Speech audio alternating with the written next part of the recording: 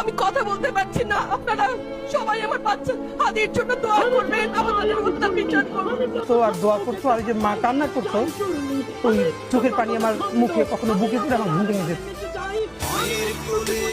জীবনের এক অসমাপ্ত অধ্যায় লিখে মাঝপথে থেমে গেলেন শরীফ ওসমান হাদী।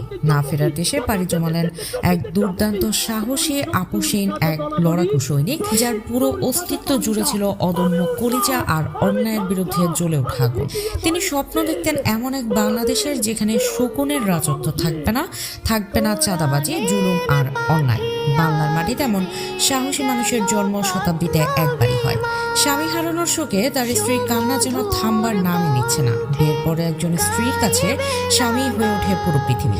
সেই পৃথিবী হঠাৎ করেই যদি চিরতরে নিভে যায়, সেই যন্ত্রণার কোনো ভাষা হয় না। আজ শোক তাকে প্রায় পাগল করে তুলেছে। অন্যদিকে ছোট্ট সন্তানের কাছে বাবা ছিল মরু